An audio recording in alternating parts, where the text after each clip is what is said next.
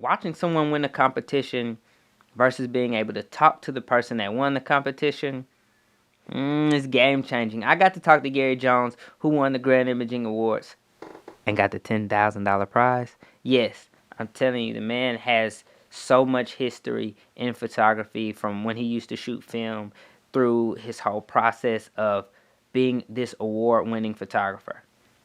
I don't want to tell you too much more about it. Let him do it. Gary, how you doing, Braxton? I'm good. Pleased to meet you. So you just, Mom, give this me a my- hug. I don't want a handshake. How are you? Fine. Congratulations. I'm trying to look as good as you.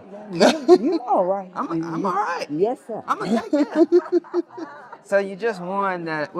It's called the Grand Imaging Award. Yeah, for the international print competition. Right. And so when you were thinking about developing this image, or even getting to that point, where did you start from? How did you know you wanted to even incorporate your mom or something else? I had just started getting into print competition. I was afraid of it, but in 2018, I made my first image, and it was of her on a bus, Nice.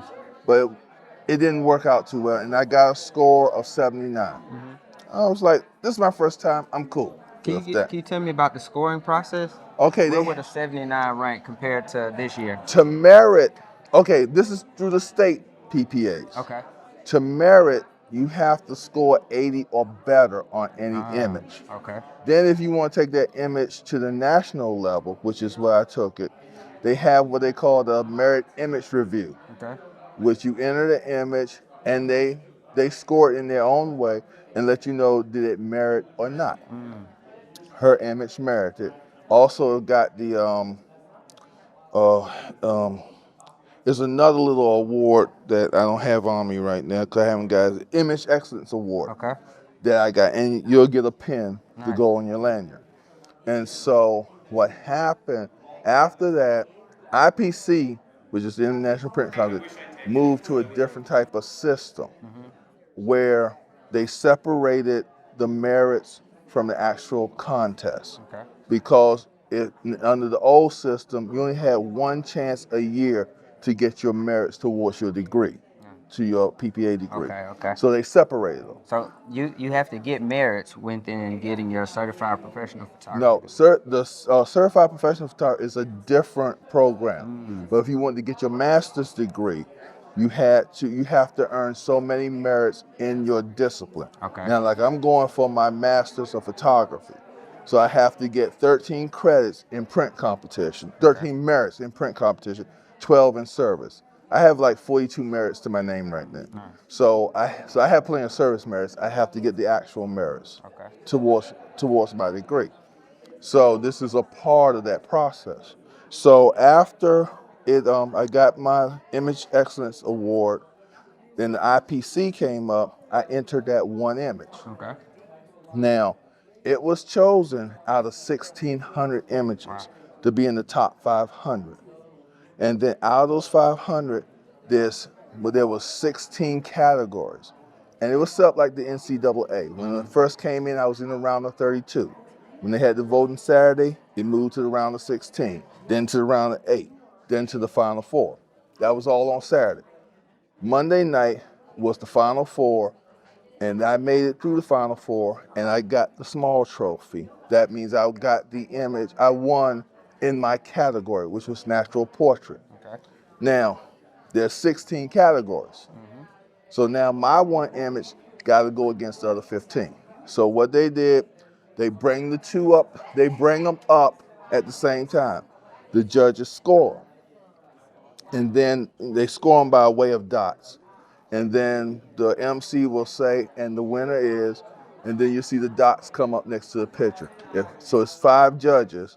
So the best you can do is 3 to 2. It came close one time. Yeah.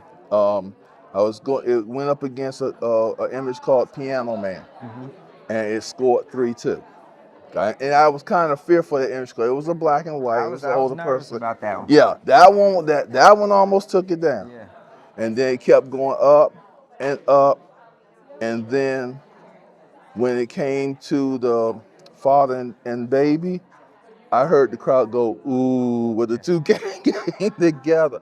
And I'm like, okay, here we go. And it took it. Yeah. And so kept going. I did not expect it to go that high. I was happy with just getting the award for winning my category. Then it started getting closer and closer and closer. And then it came down to the last two. Yeah, one more. Went up on stage. I'm sitting there because they had already scored it, but they wouldn't announce the winner They till did. it was They on did stage. delay it. Yeah, they did delay it. But when we got on stage and the winner is, and I heard all this hollering and screaming because I couldn't see the image. And I like people, that's mine. You know, and it was like, I know some of my friends are like, he finally smiled for something because I'm not a big smiler. Yeah. And it was just overwhelming and humbling at the same time because I I was born and raised in Petersburg, Virginia. Okay. And we were poor. We didn't own a camera. I didn't have any baby pictures of me. The youngest picture I had of myself when I was 6 years old. That was in first grade. And my uncle, when he came back from the army, he gave me this old beat up Polaroid, which I played with. And then in high school, I got this little 126 Brownie that I played with.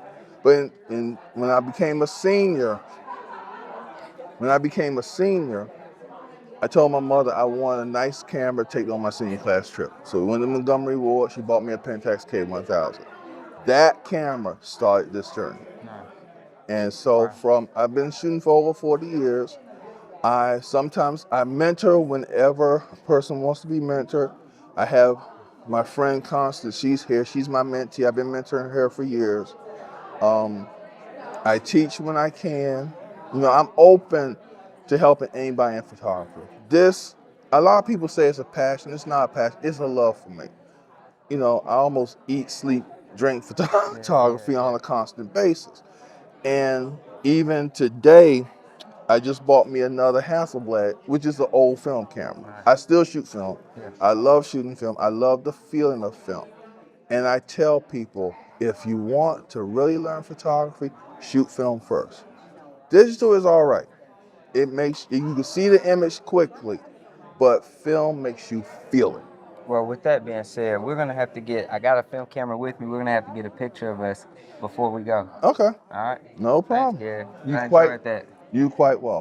Man, I got to talk to Gary Jones. He got that $10,000 check for winning the Grand Imaging Awards. Now, if you want to meet somebody that has so much information about photography, from the history of it, from how he grew up learning photography and everything else, you want to keep watching this video. This is video number 4 of a 5-part series. If you missed the first 3 videos, go back and watch, but click the notification bell and the subscribe button, and guess what?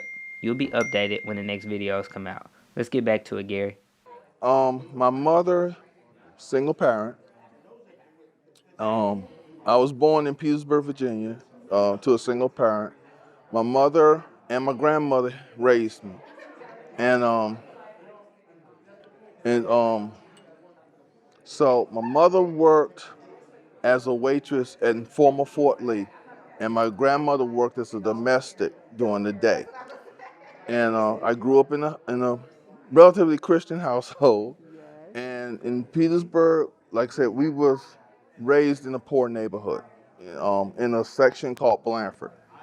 And so over the years, she moved to Washington first to make a better life for me. A few years later, in 1973, I moved to D.C. because we had a school problem in Petersburg, so I had to leave. She worked at Walter Reed as a waitress for a while. Then she got a job with the federal government. I went through the public school system in Washington. I went to Truesdale Elementary, Rabeau Junior High School, finished at McKinley High School. After I got my degree at McKinley, I wanted to come back home. So I went to Virginia State University. And I finished in 1987 with a bachelor's degree in commercial art and design. Now, in 2005, I was in the stage to watch my mother get her bachelor's degree from the University of the District of Columbia, and she got hers in urban studies. So I was the first in the family to get a degree. She was the second. She worked for GSA for 34 years. She retired in 2006. I still work for the Department of Veterans Affairs, and I've been there almost 37 years. So yeah, we're a government family. And so it's just the two of us now. I lost my grandmother in 2004, and we still have the property in Petersburg. But what I found years later that made that so significant, that my grandmother and my grandfather, who came up because he was stationed at former Fort Lee, they actually bought a house in Petersburg. And this was during the time of redlining. Blacks couldn't buy. They was always directed to move into the projects. They didn't know it at the time, but they was trailblazers then, because they actually bought a house. And 75 years later, we still own the property. I always say it's important to have dirt. It's an acre of dirt, but it's our dirt. And no one can take it away from us. We can go there. So I'm a result of the two of them praying for me.